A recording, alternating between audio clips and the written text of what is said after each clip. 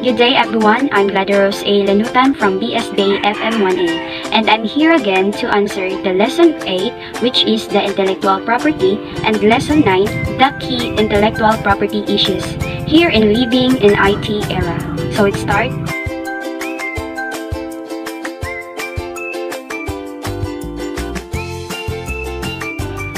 Copyright.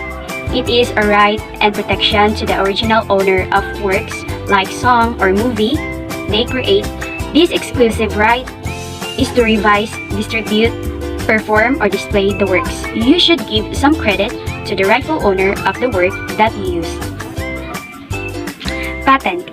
A government authority that have a legal action to its owner that grant of a property right for an invention. It excludes other from making, using, or selling an invention that protect against to the violators. A patent prevents independent creation as well as copying.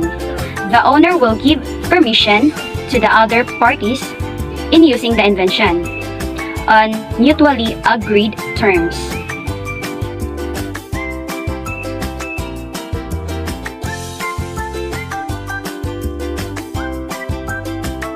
Intellectual property is the human mind's work on how they create new ideas and informations by protecting and prevent copying.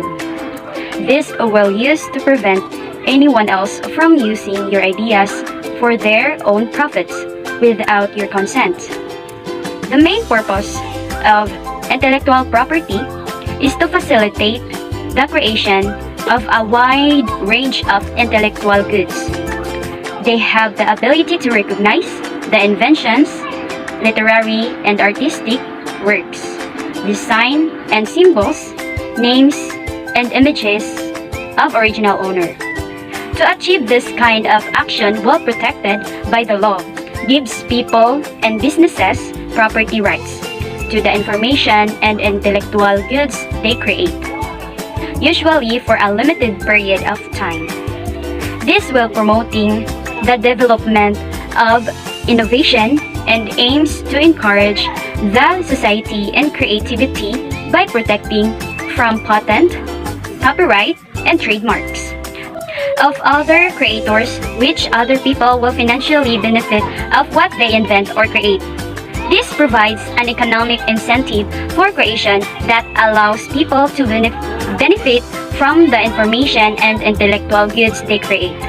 Without the security of ideas, businesses, and individuals' property will not be able to reach the fulfillment when these ideas are used without permission, that an organizations can suffer and can fully benefit of their inventions, that will not be able to focus to their creations and development.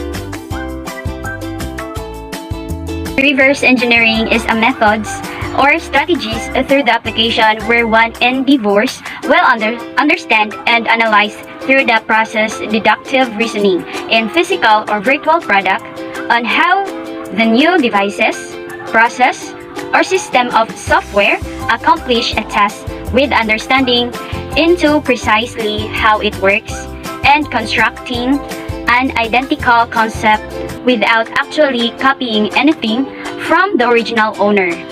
At this point of process, it is acceptable in business practices when a system is required to interface to another system and how both systems would negotiate to be dealt up where the development is clear of requirements.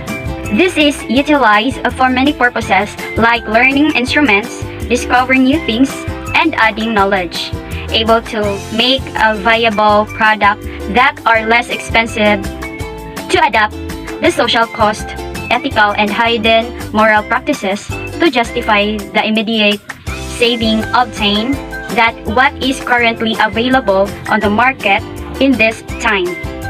It is used to connect information between various technology or data sets that meet in timelines to be able to deliver in less time, that have an ability to reveal or show some undocumented features of commercial products. Reverse engineering application may use for storing new light of the moral, ethics, legal ways of practice and alert system developer on how to guard against this practice.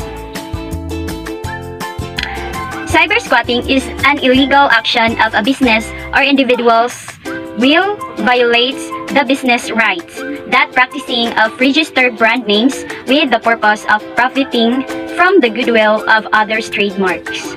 Companies take an action to combat this cyber squatting by creating and establishing a policy to deal with the problem and to protect what is rightfully yours in your business.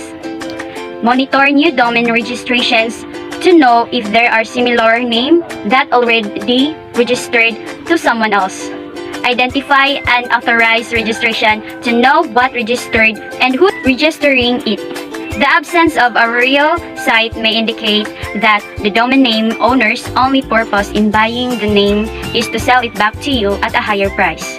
Construct a portfolio of defensive to the concerned names of registrations. Include the common misspellings or other errors of the users when typing the brand names.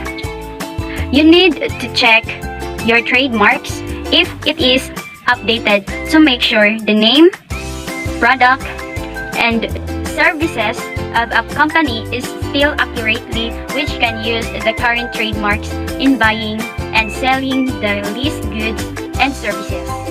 Choose your battles wisely before making a decision, and the best way to deal with this is always prepare to yourself for the worst will happen.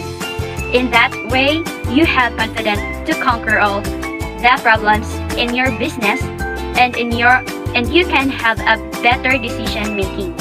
You can reach your goals much more smoothly and lesser the negative thoughts in your head.